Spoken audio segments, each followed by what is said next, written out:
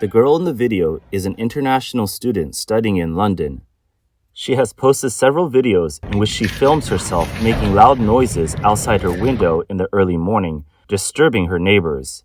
At the end of one of her videos, she suddenly says in Japanese, Sumimasen, meaning excuse me, attempting to pass herself off as Japanese. The message is clear.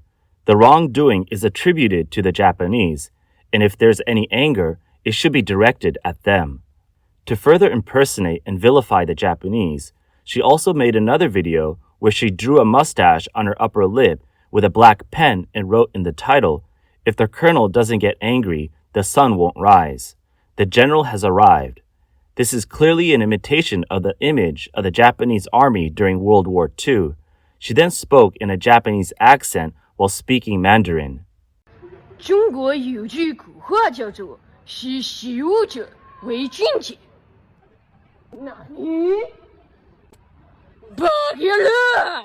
Where is my sunshine? The student has accounts on Douyin and RedNote under the name Kurayama Ineyama-sen. Her self-introduction mentions that she is a media graduate student at King's College, London. She also frequently shares her experiences as an international student, including her activities in sports, travel, food, and fashion. Her videos of uncontrollable screaming have gone viral on platforms like Douyin and RedNote. She seems to believe she is relieving pressure for China. Indeed, many Chinese patriots or otherwise known as little pinks have praised her, saying, "Well done." However, some have criticized her behavior as unethical, claiming she has brought shame to China. There are even concerns about her mental state. One person commented, "In the end, she even throws the blame with some Japanese phrases, a clever move to shift the blame." Others warned her, "Sis, there's really no need to say sumimasen. Foreigners know that Japanese and Koreans don't shout like that abroad." Some suggested her behavior was abnormal, joking, "Can we still save her? Such a pretty girl, what a shame." One person advised her, "This is really bad, sis. You've caused public outrage in Japan." Her actions have indeed provoked considerable anger from Japanese social media users. Her videos have also spread on X, where many Japanese users have expressed their frustration in the comments. Why are there so many Chinese people with such a corrupt mindset? I'm surprised you think it's not obvious. It's common knowledge all over the world that it's Chinese people who do this kind of thing. Another user commented, "Putting Japan down won't put China up." A Japanese user said, "Chinese people pretending to be Japanese. Why do they pretend to be Japanese? Because they are ashamed to live as Chinese. Japanese people don't pretend to be Chinese. If they did, it would be so embarrassing they would rather die." Many overseas Chinese users have also condemned her, saying, "It's people like this who bring shame to Chinese people abroad.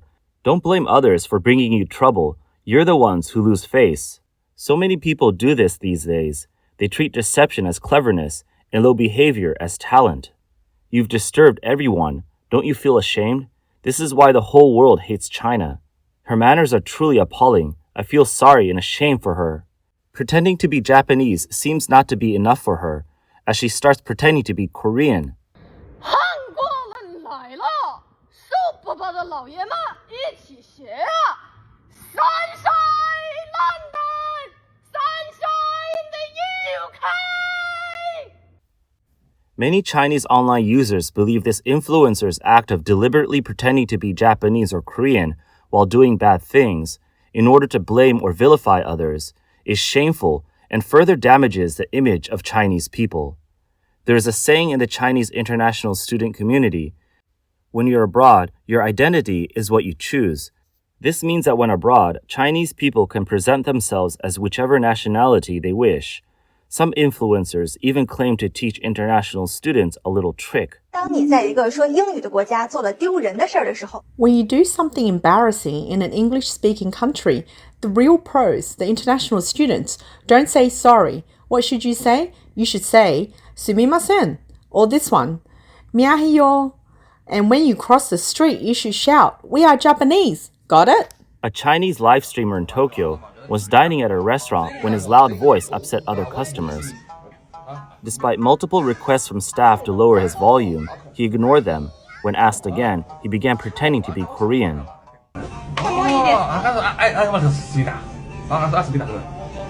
I want Sumida, Sumida, see? They immediately knew I was Korean. That's how you do it. When I said Sumida, they thought something was wrong with me. Later, a Japanese customer couldn't stand it anymore and knocked on the partition glass. The live streamer responded by swearing at the customer in Chinese and said, "Why does it matter if my voice is loud?" He was politely asked to leave by the staff, and he left feeling unsatisfied. I feel like my voice isn't even that loud. I don't know why they keep saying my voice is really loud. I've lowered the volume. I'm not yelling. Forget it. What's so embarrassing? I don't think there's anything wrong. Everyone's just used to different habits. Many online users felt his behavior was truly embarrassing, with one comment saying, "You're making a fool of yourself and still think it's funny." This live streamer named Lan Zanfei filmed an eating video during his trip to Egypt, where his eating habits were considered improper. To cover his embarrassment, he pretended to be Japanese and confidently said, "When you do something embarrassing, you can't bring shame to us Chinese." How's my eating? Doesn't look too good, does it? I'm from Japan. Konnichiwa. Can't help it. My eating isn't great. I don't want to embarrass myself. Oishii. Wait, he's taking a video of me. Oishii. Watashi wa Japanese. Oishii. He's taking a video of me and sharing it with his family. Baka. It's not good. Sumida. When the staff asked him, he continued to insist he was from Japan. He even claimed his name was Mei Chuan Neiku, a playing on the Chinese phrase for no underwear, and seemed proud of tricking the staff. When I left, I bowed. I'm Chinese, but my eating manner was too embarrassing, and 2 servers were filming videos and making voice calls home. I can't embarrass you guys. He was so proud of his cleverness that some users commented, "Actually, people from other countries would recognize you from your accent. It's even more embarrassing. A lesson learned the hard way. You're the one bringing shame to Chinese people, thinking you're smart. However, pretending to be Japanese can sometimes backfire if caught." One user shared an embarrassing experience. One year, I pretended to be Japanese in a taxi in Malaysia.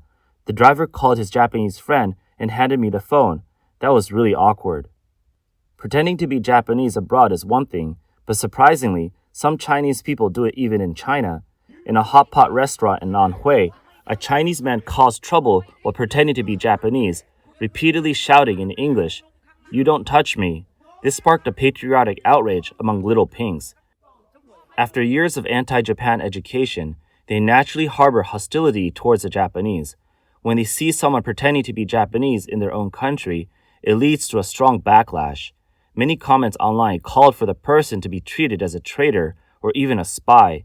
It's unclear why this person chose to create trouble for themselves. Of course, Chinese people pretending to be Japanese or Korean isn't always about framing others. More often, it may stem from a sense of self-protection. In the past few decades, China's rapid economic rise has led to an increase in the number of Chinese tourists, students, and workers overseas. However, some Chinese tourists have even been reported in the media for uncivilized behavior, such as being loud, cutting in line, or spitting in public, creating an impression that Chinese people are poorly behaved. This has sometimes led to cold treatment from locals. In contrast, Japanese, Korean, and Taiwanese people are generally respected for their politeness, orderliness, and better international image. In this context, pretending to be from these countries becomes a strategy to avoid trouble or receive better treatment. On the Red Note platform, some users post about how, when traveling abroad, claiming to be Japanese brings respect, while saying that they are Chinese results in a lack of respect. To avoid trouble, they say they claim to be Japanese for safety reasons. Another user shared a similar experience. "I totally understand, especially in Europe. If you say you're Japanese, you'll sometimes be treated very differently than if you say you're Chinese. I was chatting with a staff member at a famous cafe in Oslo, Norway. I mentioned I used to visit their Tokyo branch a lot, and people around me really liked it too. The staff member probably assumed I was Japanese, so she gave me snacks and chatted about Japan. Later, a couple of Chinese tourists came in and blocked the door to take pictures, making it hard for others to get in. When they ordered, the staff's attitude changed, and they weren't as friendly. It's not always about saying you're Japanese to get better treatment, but some fellow countrymen's behavior really reflects poorly on all of us. When you're associated with them, you have to deal with their bad actions too. Personally, when I travel, I don't think about national pride. I just focus on enjoying my experience. Another user mentioned, in Japan, to avoid trouble, I usually say I'm Taiwanese. My Fujian accent is similar, so it's a way of self-protection. A blogger shared her experience in Bali, Indonesia, pretending to be a Sakura girl and receiving very different treatment. The first time I took a taxi, the driver asked where I was from. I quickly said I was Japanese, just to see how people would react, since it was my first time pretending to be Japanese. To my surprise, it led to the most enthusiastic interaction I had during the trip. The driver immediately started praising Japan, saying he loved Tokyo's cleanness and the local food, especially Japanese cuisine. He was so friendly, chatting the whole trip.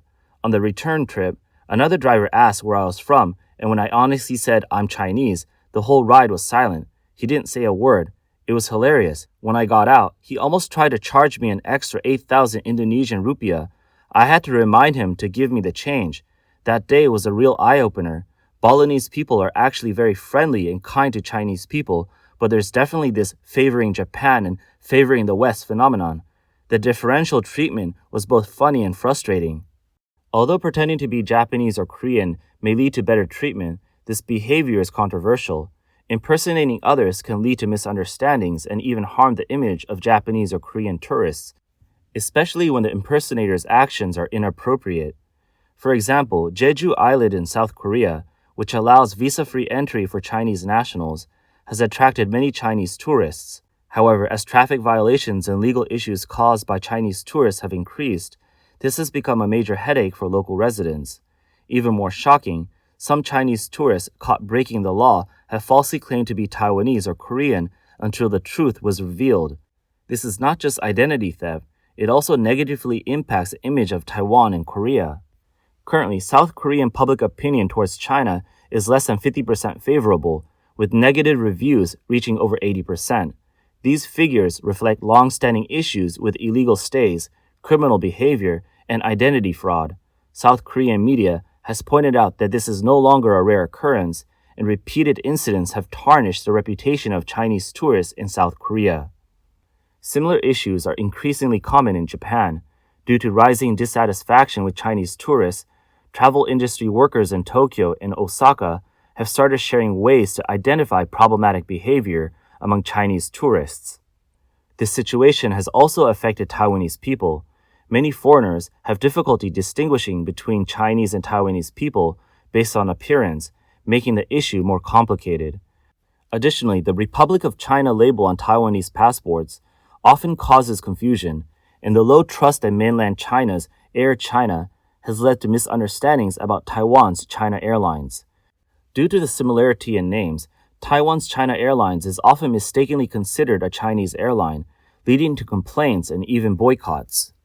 Taiwanese people in restaurants in South Korea, Japan, or Europe often face poor service or even rude treatment when ordering in Chinese, as they are mistaken for Chinese nationals.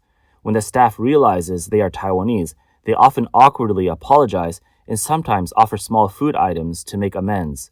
This has led to many South Koreans to suggest that Taiwanese people clarify they are Taiwanese or from the Republic of China when traveling abroad to avoid misunderstandings and protect their identity. Another reason Chinese people pretend to be Japanese or Korean is to avoid being scammed.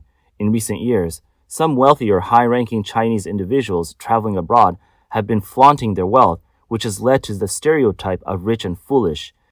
This negative image has made Chinese tourists, especially in popular travel destinations or poor regions, easy targets for overcharging, service discrimination, or even safety threats. For example, in Southeast Asia or some African countries, Chinese tourists are often overcharged by street vendors. In these cases, pretending to be from another country might be a way to protect oneself. This was the case for two women. In Egypt, To avoid being scammed, we pretended to be Japanese and Koreans.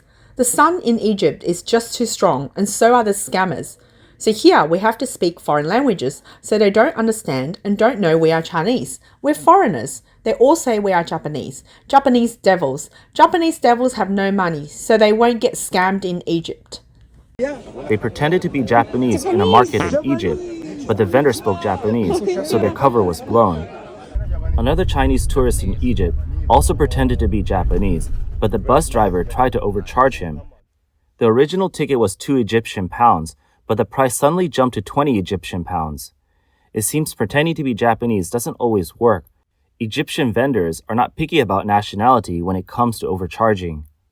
Overall, Chinese people pretending to be Japanese or Korean overseas is both a personal strategy and a reflection of the negative impact of Chinese government policies on its citizens and international image.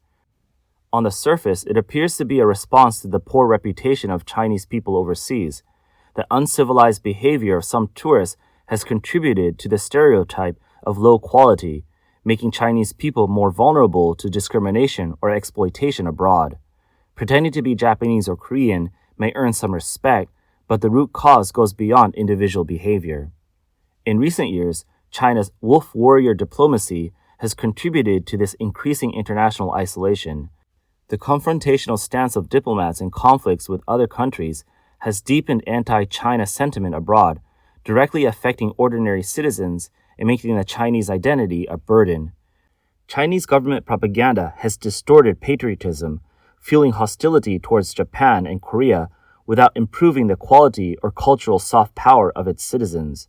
As a result, Chinese people abroad bear negative labels and lack confidence, resorting to Japanese and Korean identities for protection.